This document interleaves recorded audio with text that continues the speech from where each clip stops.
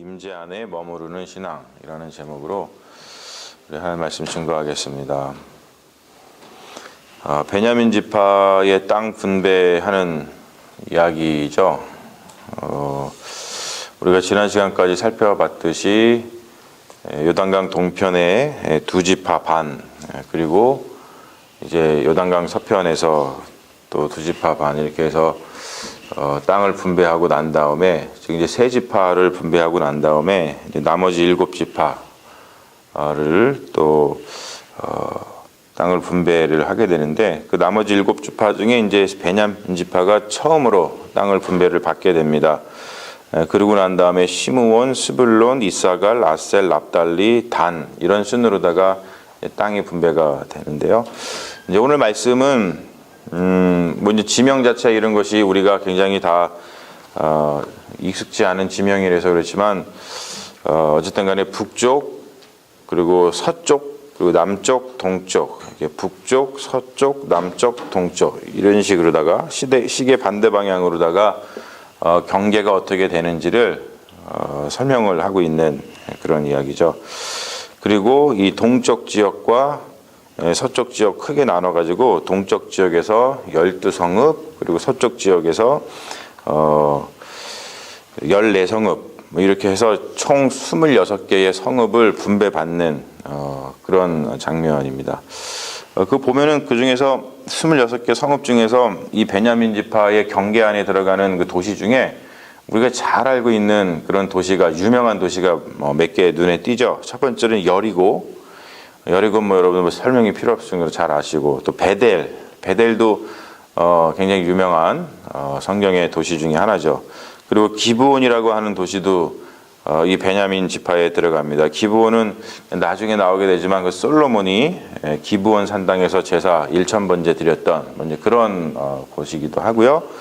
그리고 또 한 가지는 이제 여부스, 즉 예루살렘이 이제 베냐민 지파의 경계에 들어간 그런 땅이었죠. 이 베냐민 지파는 굉장히 호전적인 지파입니다. 그러니까 굉장히 용맹하고 이 뭐랄까요, 좀 템퍼도 있는 거죠. 그러니까 호전적이라는 것은 그런 의미를 가지고 있는데, 창세기 49장 27절에 보면은 이제 야곱이 그 자녀들을 한 명씩 축복을 할 때에 베냐민 지파를 뭐라고 얘기하냐면, 베냐민은 물어뜯는 일이라, 아침에는 빼앗은 것을 먹고 저녁에는 움킨 것을 나누리로다, 이렇게 얘기를 합니다. 이게 참 뭐랄까요, 그러니까 베냐민은 야곱의 12아들 중에 제일 막내잖아요. 막내인데 막내가 굉장히 좀 저돌적이었던 것 같아요. 그래서 이런 어떤 예언을 하게 되는 것을 볼 수 있습니다. 근데 이러한 성향 때문에, 어떤 이런 호전적인 성향 때문에 이 베냐민 지파가 사실은 진멸될 뻔한 그런 적이 있죠. 우리가 잘 알고 있는 이제 사사기에 이제 가면 그 기브아 전투라고 있습니다. 그 레위인의 첩 사건 때문에 다른 지파하고 이제 전쟁을 벌이게 되죠. 그 문제에 대해서 좀 이렇게 서로 협력하고 또 좀 성질도 좀 죽이고, 이렇게 됐구나라고 하면서 서로 좀 사과하고 뭐 이렇게 했으면 좋겠는데, 그렇지 않고 이 베냐민 지파가 좀 호전적이다 보니까 그런 도전들을 그렇게 좀 해결을 했습니다. 그래서 그 기브아 전투를 보면 이 베냐민 지파가 26만 7천 명이 전투에 나갔었거든요. 거기서 600명만 살아남습니다. 그러니까 이 정도로다가 다 죽을 뻔했는데 살아남은 그런 사건들이 있죠. 자, 이러한 성향을 가진 이 베냐민 지파가 이제 어느 지역에 자리 잡은 거냐면, 오늘 말씀에 의하면 유다 자손하고 요셉 자손 중간에 자리 잡았다, 그렇게 표현하고 있어요.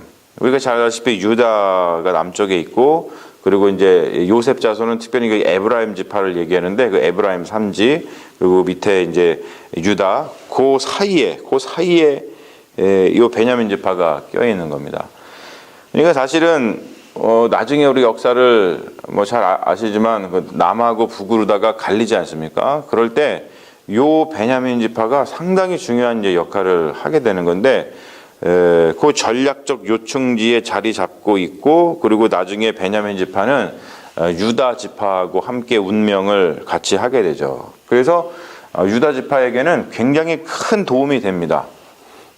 제가 지금 말씀드렸듯이 이 베냐민 지파가 막내 지파이긴 하지만 굉장히 용맹한 지파였거든요. 그래서 유다 지파가 나머지 10지파하고 상대를 할 때에 베냐민 지파가 함께함으로 인해서 굉장히 큰 그 도움이 되고 힘이 되는 것을 볼 수 있죠. 그런 것들을 나타내주는 그 성경의 이야기들을 보면 사사 시대에서도 이제 사사 에훗이 베냐민 지파였습니다. 그리고 또 우리가 잘 알다시피 처음 왕, 이스라엘의 처음 왕 사울 왕이 바로 이 베냐민 지파 출신인 것을 볼 수가 있어요. 그런 것처럼 굉장히 베냐민 지파는 아주 중요한 전략적 요충지에서 그 이스라엘 전체 민족에게 아주 큰 영향력을 미쳤던 그런 지파인 것을 우리가 알 수 있습니다. 자, 이제 그러한 일들을 하는 데 있어서 보면 오늘 말씀 보면 이러한 중요한 일들을 결정하는 데 있어서 다른 데서 하지 않고 여호수아가 실로에 있는 성소에서 제비를 뽑았다라는 것을 우리가 볼 수 있어요. 이런 말씀을 보면서 우리는 그런 한 구절을 좀 놓치지 말아야 되는데, 그렇구나. 우리 믿는 이들은, 하나님을 붙들고 사는 이들은 어떤 인생의 중요한 문제를 결정할 때에 성소, 즉 실로의 성소에서 그걸 했다는 것은 뭐냐면 주님의 그 임재, 그 성소는 주님께서 임재하시는 곳이잖아요. 그런 뜻을 가지고 있어서 주님께서 머무시는 곳이잖아요. 주님께서 머무시는 곳에 나도 머물면서 그 안에서 그 중요한 문제들을 결정한 것을 볼 수가 있습니다. 여러분, 우리가 인생을 살면서 믿는 이들이잖아요. 믿는 이들이 이거는 너무나도 중요하다고 생각합니다. 인생에 중요한 문제들이 많이 있거든요. 이렇게 할까 저렇게 할까 결정을 해야 될 그럴 것들이 많이 있습니다. 우리 인생 가운데. 그런 걸 있을 때마다 주님의 임재 가운데 충분히 거하는 것이 굉장히 중요합니다. 그래서 충분히 하나님의 임재 안에 머문 후에 결정을 해야지만 기쁨의 열매를 맺을 수가 있어요. 기쁨의 열매를 맺는다는 건 뭐냐면 그 성경에 나오는 이런 말이죠. 프라스퍼라는 말. 요즘 뭐 프라스퍼 티올로지 해가지고 뭐 번영신학 이런 것 때문에 이 프라스퍼라는 말이 조금 이렇게 부정적으로 느껴지는 경우가 좀 있습니다만, 성경에서는 이 프라스퍼라는 말은 절대 부정적인 게 아닙니다. 하나님께서 양육하고 번성하라, 복을 주셔가지고 이제 번성하라, 잘 되기를 바란다, 풍성해져라, 인생이 기쁘고 즐거워져라, 뭐 행복해져라, 이런 걸 얘기할 때 프라스퍼라는 단어를 써서 말씀을 하시거든요. 우리가 어떻게 하면 프라스퍼 할 수 있을까? 어떻게 하면 기쁨의 열매를 맺을 수 있을까? 우리의 인생이 어떻게 하면 풍성해질 수 있을까? 라고 생각할 때 다른 데 그 비결이 있는 것이 아니라 바로 하나님의 임재 안에 충분히 머물 때 우리가 우리 인생 가운데 그런 번영을 누릴 수 있다고 생각을 합니다. 그런 교훈을 오늘 말씀 속에서 이제 어떻게 알 수 있냐면, 자, 오늘 말씀 보면 제가 이제 그 도시 중에 좀 유명한 도시가 있다라고 말씀드렸잖아요. 그 중에서 이제 베델이라고 하는 도시가 있습니다. 베델의 뜻이 뭔지 아시죠? 벳이라는 말이 벳라는 말이 이스라엘 말로는 집이라는 뜻이거든요. 그리고 엘이라고 하는 건 하나님이라는 뜻이에요. 그러니까 벳엘, 그러니까 하나님의 집이라는 뜻입니다. 베델은 어떤 곳입니까? 야곱이 이제 형 에서를 피해서 라반 삼촌집에 가다가 하란에 가다가 하나님을 만난 곳이에요. 그게 베델입니다. 근데 오늘 말씀 보면 이 베델 말고 벳아웬이라고 하는 곳이 나와요. 벳아웬. 베델과 벳아웬의 관계는 이 성경에서 굉장히 중요한 단어입니다. 뭐냐면 이 호세아서를 보면은 호세아 선지자가 예언을 할 때에 이 벳엘을 갖다가 벳아웬으로다가 불러요.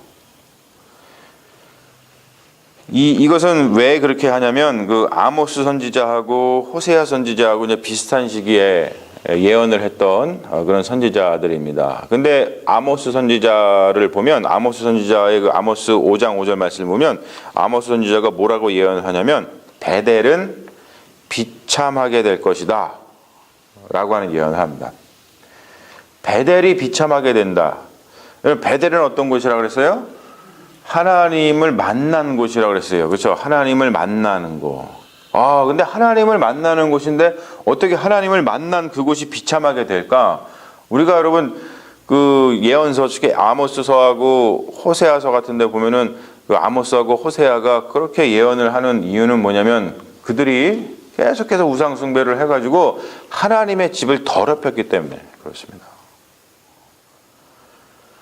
그 말은 뭐냐면 호세아 선지자가 이 아모스 선지자의 이러한 그 베델이 비참하게 될 것이다 라고 하는 말을 통해 가지고 베델이라고 하는 것을 갖다가 자꾸 벳아웬이라고 부릅니다. 그러니까 베델 하나님의 집이었는데 야곱이 하나님을 만난 곳이었어요. 그런데 그것이 벳아웬으로 변했다. 벳아웬으로 변할 것이다. 지금 뭐냐면 벳아웬이라는 뜻이 뭐냐면 비참함이라는 뜻이거든요. 하나님을 만난 집이 비참한 집으로 변한다는 거예요. 여러분 이런 일이 이스라엘 역사에서 일어났다는 것이죠. 그 거룩한 베델 하나님을 만나던 그 하나님의 집이 갑자기 하나님을 만나는 곳이 아니라 비참한 집으로 변했다는 거예요. 이 말은 뭐냐면 우리가 하나님의 집, 즉 하나님의 임재가 있는 곳이고 그 하나님의 임재가 있으니까 그곳에 충분히 머물러서 그 하나님을 만나야 되는데 이스라엘 백성이 그런 것들을 실패한 거예요. 하나님의 임재 안에 충만히 거하는 것에 계속 실패하게 된 것이죠. 그러니까 어느 순간 하나님을 만나던 집이었던 그 베델이 벳아웬으로다가 변해버린 거예요.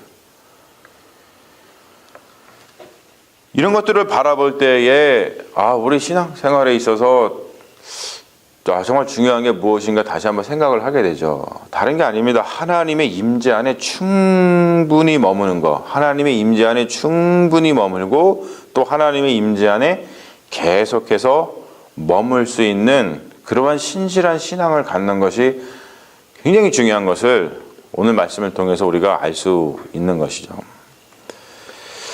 여러분 그 최후의 만찬이라고 하는 그 성화가 있잖아요. 그죠? 그게 레오나르도 다빈치가 그린 영화입니다. 뭐 이런 예화는 그래도 좀 많이 들어보셨을 텐데 그 최후의 만찬을 레오나르도 다빈치가 그릴 때 어쨌든 간에 그 인물을 그냥 막 상상해서 그린 게 아니라 예수님은 이러한 사람이 예수님의 표정일 거야. 또 뭐 가룟 유다는 이런 사람이 표정일 거야. 그래서 하면서 그 그림을 하루아침에 그냥 며칠 만에 막 쑥딱 그린 게 아니라 이 그림 그리는데 한 6년 뭐 걸렸다 그래요. 그러면서 처음에 예수님의 이 어떤 사람이 예수님일까? 그래서 쫙 봤더니 정말 이 사람은 예수님처럼 표정이 참 좋고 훌륭한 사람이 있었다는 거 아닙니까? 그리고 나서 그 이후에 제일 마지막에 그린 사람이 가룟 유다인데 나중에 가서 보니까 예수님의 모델이 됐던 그 사람이 6년 후에 정말 비참하게 삶이 변해서 그 사람이 또 가룟 유다의 모델이 되었다는 그런 비하인드 스토리가 있습니다. 그런 것처럼 어떠한 거룩함에 하나님의 임재 안에 계속해서 머무는 것이 중요한데 그러지 못하면 예수님의 얼굴의 모델이 되었던 사람이 나중에는 가룟 유다의 예수님을 배반한 가룟 유다의 얼굴의 모델이 된다는 거예요. 그런 것처럼 베델이 벳아웬으로다가 변한다고 하는 것이죠. 믿음이라는 것은 무엇인가? 그러므로 믿음이라는 건 무엇인가 생각해 볼 수 있어요. 믿음은 바로 그래서 처음과 나중이 같은 것이구나. 그런 생각을 해볼 수 있습니다. 우리가 성경에서 하도 뭐 나중된 자가 처음 되고 처음 된 자가 나중된다 이런 말씀 때문에 뭐 처음에는 뭐 잘하다가 저 사람 또 잘못할 것 같아. 그리고 또 처음에는 잘못해도 우리가 뭐 하나님의 은혜로 잘 될 수 있지 라고 하면서 우리 마음대로 막 그런 것들을 생각을 하려고 있는데 사실 그 말은 뭐 그런 뜻이 아니죠. 믿음이라고 하는 것은 바로 오늘 말씀에 의하면 처음과 나중이 같은 것이라고 표현할 수 있지만 다른 말로 표현해서 오늘 말씀에 의하면 하나님의 임재 안에 충분히 머물고 그리고 하나님의 임재 안에 계속해서 머물 수 있는 어떠한 능력, 그런 패션, 그런 것들이 바로 믿음이라는 것을 우리는 다시 한번 생각해 볼 수 있게 됩니다. 사랑하는 여러분, 그러므로 우리 좀 한결같이 주님 안에 머무는 신앙을 좀 가졌으면 좋겠습니다. 주님 안에, 주님의 임재 안에 우리가 한결같이 머물고, 그래서 그 안에 충만히 머물어서, 그래서 그 은혜로, 그 하나님께서 주시는 그 임재 안에 머물렀을 때에 하나님이 주시는 그러한 은혜로다가 우리의 삶을 이렇게 잘 매니지해 나간다면 우리의 인생이 왜 프라스퍼하지 않겠어요? 그게 프라스퍼하는 가장 중요한 비결이라고 생각을 합니다. 그런 말씀을 가지고 여러분들 한결같이 주님 안에 머물러서 프라스퍼하시는 주님의 복된 제자들이 되시기를 주님의 이름으로 축원합니다. 아멘. 우리 잠시 기도하겠습니다. 사랑의 아버지 하나님, 오늘 베냐민 지파의 땅 분배하는 이야기를 통해서 우리가 계속하여서 하나님의 은혜 안에 머무는 것이 얼마나 중요한지를 다시 한번 보게 됩니다. 하나님의 섭리 안에, 또 하나님의 은혜 안에 베냐민 지파가 땅을 분배받고 또 중요한 역할을 감당하면서 이스라엘 역사에서 참으로 여러 가지 일들을 감당한 것을 보게 됩니다. 주님, 우리도 우리 인생을 돌아보면서 우리가 처해져 있는, 또 우리가 있는 그 자리가 어떠한 자리인가를 날마다 돌아보게 하여 주시옵소서. 내가 있는 자리가 바로 주님께서 계신 곳이요, 베델, 하나님께서 거하시는 곳, 하나님을 만나는 곳인 줄로 믿사오니 우리가 날마다 하나님의 임재 안에 충분히 거하고 한결같이 그 안에 거해서 하나님이 주시는 은혜로 우리의 인생이 프라스퍼할 수 있도록 주님께서 역사하여 주시옵소서. 감사드리며 우리를 구원하신 예수님 이름 받들어 기도합니다. 아멘. 할렐루야. 믿습니다. 우리 함께 주기도문 하시겠습니다.